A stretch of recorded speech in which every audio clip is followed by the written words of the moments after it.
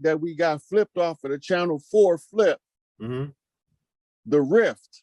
The rift was the division between the children of the nations on the land. Okay. So the priestesses see red when the 4 kings see the rift. Okay.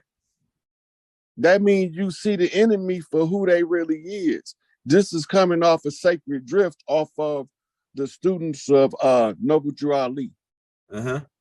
This is what we would call a righteous more not. And would this be safe to say whatever Noble Drew Ali was bringing, he brought it from ancient Kemet?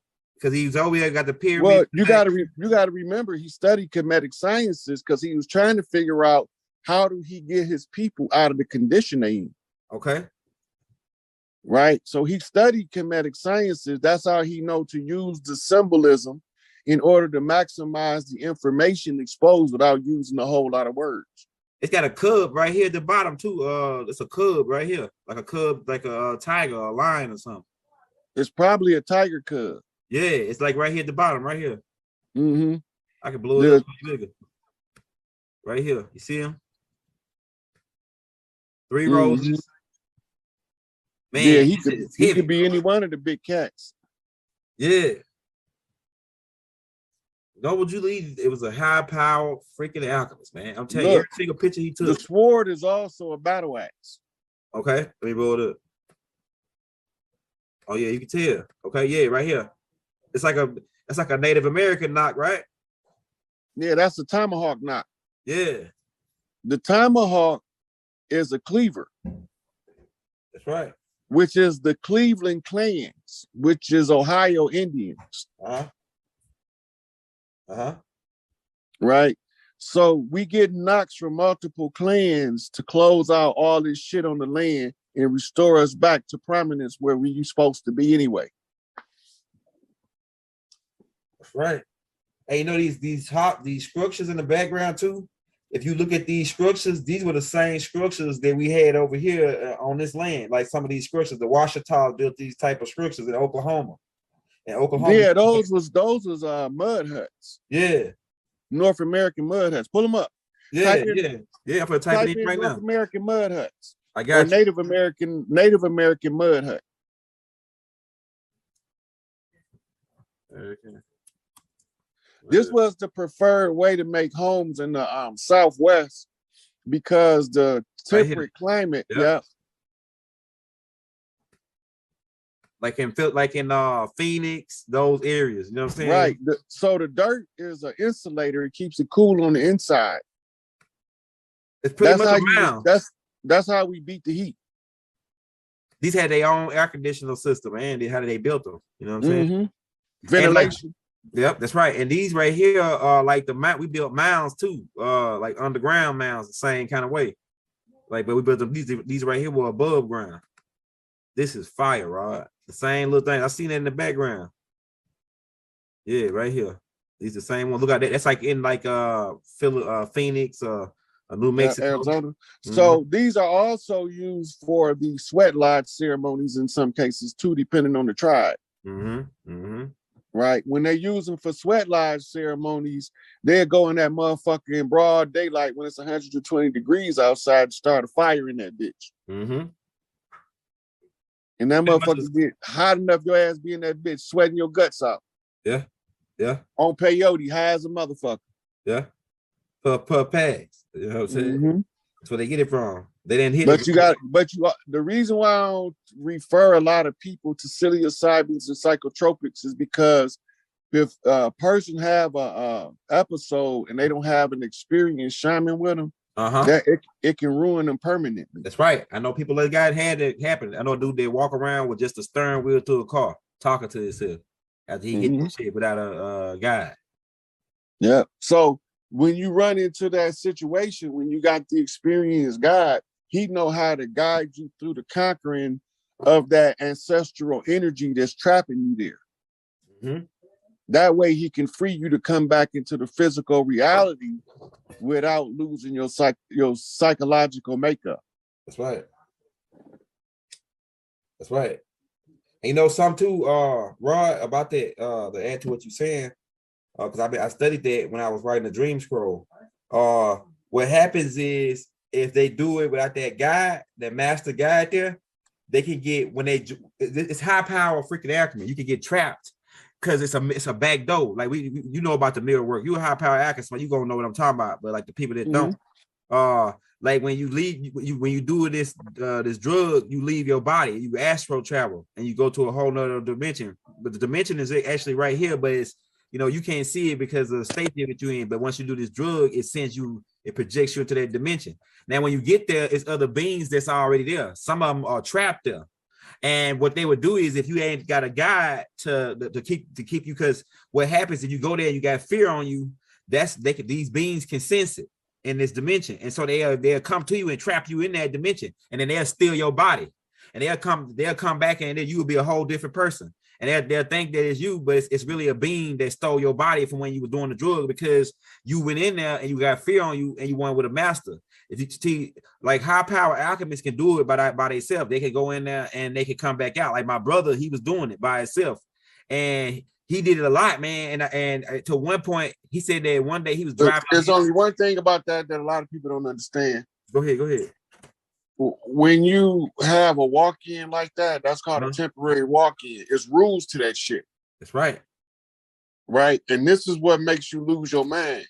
Because if they come into your physical body while you're in an altered state, they alter your brain chemistry. That's right. So when you come back to yourself, you got an altered brain chemistry. They probably couldn't even do shit with your body. Yeah, they assimilate it. They just assimilate it. Baba explains it like they assimilate their ideas into your brain frequency. That's a full walk-in. Yeah. The full walk-in can only come in to suicidals. Hey, go ahead. They had to be so disenchanted with life on Earth that they're willing to leave by any means possible. They normally go out as a walk-in. They walk out and another one walk in. That's a trading of a soul contract. That's right. So normally what happened is somebody couldn't handle the contract or the agreement to come into the 3D world. So they pass off the responsibility to another soul who might have died in a car accident or prematurely by some means. They get the opportunity to come in. They can finish the rest of their life out by also completing your journey. So whatever your life purpose was, they have to satisfy the fulfillment of that purpose, and then they go back to their original purpose before they walked in. That's right. That's right. Right. So most of the walk-ins are not nefarious beings. But the hijackers, negative beings. Yeah, most of the walk-ins are benevolent. They just somebody that's trying to finish up the agreement before they was rudely interrupted by external forces. Okay, let's get it. Right. That's where you get 98% of your walk-ins. What you call hijackers is the ones you talking about, but they can only habitate for a certain amount of time in your body. Drink blood, right? They gotta drink some kind of solution to stay in the third dimension. They gotta, in order for them to keep them in this body, they gotta do every 30 days, they gotta do a certain ritual to stay in that body. Well, yeah, if they ritualistically tied from the 3D world, like it's rituals you can do to send somebody outside their body and call in an altar to do your bidding for you as if they that person. That's right. I've seen this. I know. Right. Those are what we used to call Zumba rituals. Okay. Where you got your word zombie from. Okay. Okay. Right. When they hijack, the ones that's doing the hijacking normally want to use you to do their dirt in the 3D world without them getting caught. Exactly. Go ahead. This how we got caught in this conjure war, because they was using pale faces because they didn't want to get caught. They had no control over what they was doing because they had to follow the instructions of their master. Right? So the only thing we can do is make friends with pale faces and overrun their institutions with friendlies. Yeah. Which is how we Bush. Right. That's how we end up winning. We couldn't win. We could go back to the book. I got you. Find another book. I got you. We going back right here. We was on This one. I think we was on this one. I think that's the one we was on. The one you at now. Okay, let's go to the next one, right? Yeah. All right, here we go. The forgotten slave trade. The white European slaves of Islam. We don't want to talk about that though, dude. Right? Go ahead. We just only want to talk about niggas with slaves and white people came out the caves, conquered the gods, and put them in chains. Make that shit make sense, Alder. What they talking about? Right? Right? If we start watching the long game, this is what we gonna find out. These motherfuckers came over here slaves. Right? And then they start using them to block us out of the institutions. That's how they shifted their position in the society. Once they shift their position in the overall society, now they standing in the background. Anybody give them any problems, they murder that nigga. Wow. Wow. Right. Nat Turner, Denmark Vesey, Gabriel Prosser. And the list goes on and on of the ones you don't even know put up a resistance. They don't tell a lot about the slave rebellions or the insurrections in the prison camps because they don't want that to be part of the culture. Us constantly waking up and uprising against the tyranny of artificial legal fiction that's operating in a de facto capacity, pretending to be our government, pretending to give a fuck about us, but all the time they economically raping us, they socially destroying us, and they literally are taking the future and from our kids by corrupting what our kids learn. What our children learn from the master keeps them in a perpetual servant mentality. Right? Let's go to the next one. See, all of these is they references so they can learn more about what really went on with the slave trade. Get a real grasp of it. Get a real good part of the picture. This is what the CSA where thousands of Irish people sold as slaves. The answer is yeah, because the Irish was fighting the English, and the English don't look like they look today. They look like light-skinned Negroes. They the ones who was running this operation. So when Baba say we was getting punished by our sins, not for our sins, what was the sin? Exactly. What was done to the pale people first, you think we gonna get away without paying for that shit? Exactly. That's what I said. And my mama say sometimes the good got to suffer with the bad. Because one bad apple will spoil the whole bunch. But if you dump out the whole basket, you can find which ones ain't spoiled.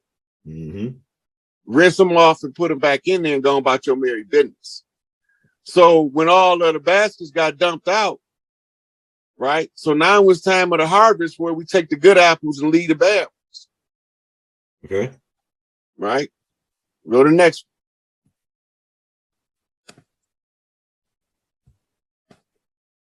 There was one right before this. You double click. Hold on, let me go back.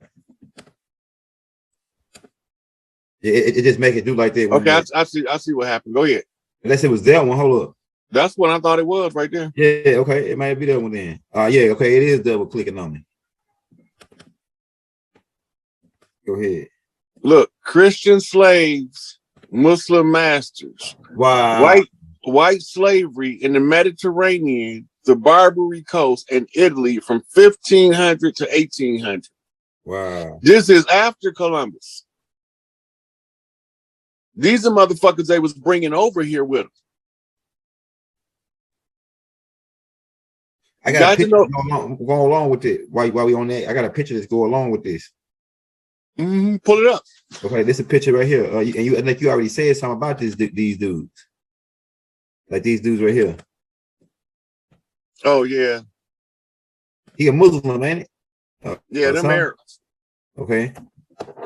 The one on the left is a Turk. Okay. Yeah. The two Gammas. That's what they call them in the Old Testament. Two Gammas. Yeah. He the servant of the other dude with the beard. That's crazy, man. So he a white servant. Yeah.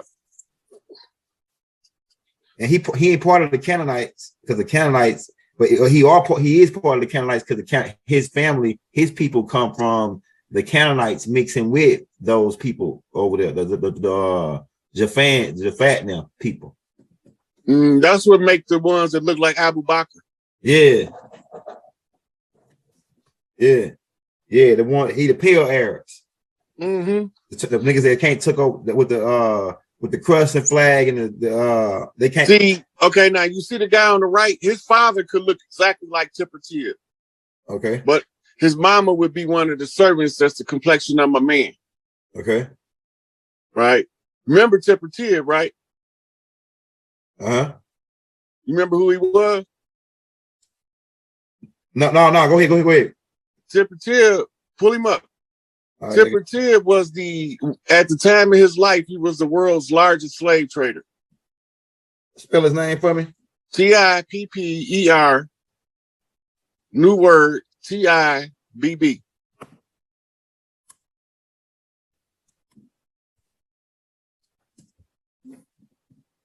Hold on, let me make sure I spelled that right. Spell it again. TIPPER. Yeah. TIB. BB. Okay, all right, yeah, that's how you spell it. I think I got this dude in there too. There you go. First and second picture of him. Let me save it in there because he part of this whole what we talking about. All right. Now he was from Northern Africa, and he traded African slaves to Europe. That was his business. What? Hold on, we're finna get this cat. The ancestors finna get this nigga, man. We're finna wake him up out of his grave and hang it. Yeah, so Baba got him in a couple of scrolls telling us his history, and it's a black guy that's wrote this big ass book. The book is red. I can't think of the name of it, but it's something like Muslims' contribution to the world. He got a section in there on him too. Check that out.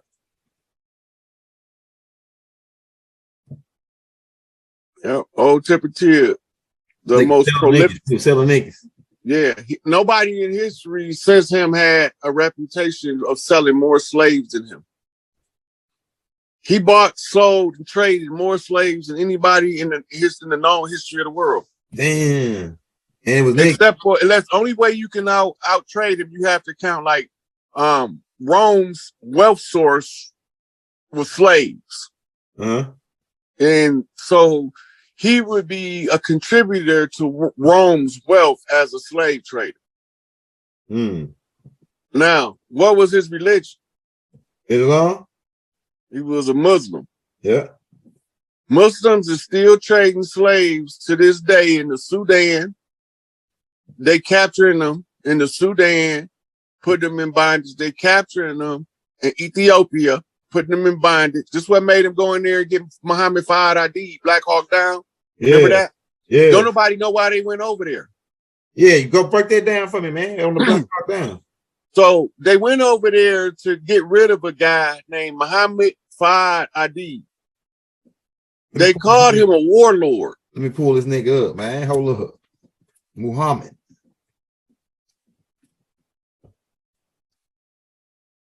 What's his middle name? FHAD.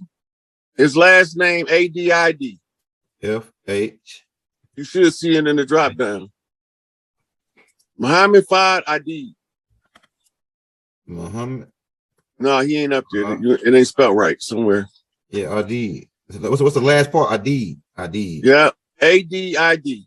ADID. Okay. Put Ethiopian warlord behind it.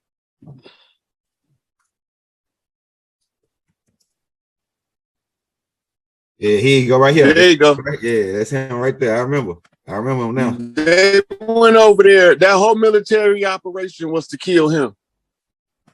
Why they want to kill him?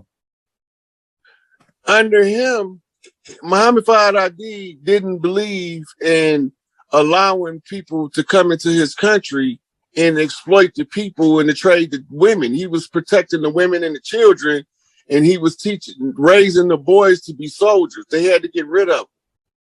He was creating a situation in Ethiopia where pretty soon they would be able to defend themselves, and they didn't want that to happen. Ethiopia has been under a protectorate with varying European countries, mostly Italy and Britain, for the last 150 years. This guy would have got their independence. That's what he was fighting for. Now, if you notice, he looked like somebody else, Anwar Sadat. Anwar Sadat was the last Egyptian pharaoh from Egypt that was an Egyptian. You remember? No, saying that? No. Yeah. They built a pyramid structure to him in his memorial. You remember what happened to him, right? No. He was assassinated on stage by the Mossad. What? You know who the Mossad is, don't you? Yeah, that's Israeli CIA. Yeah. Now you know who run that, right? What you got? I got ideas, but you know, the Dirty Moors run that. All that shit going on over there, the Dirty Moors run that shit. That's what I was gonna probably say too. That's their shit. Pull up assassination of Anwar Sadat. Oh yeah, we gotta get this. It was live. I think Baba got that in the book. Baba got that in the book. Yeah. He got that in the book. I remember reading this in the book.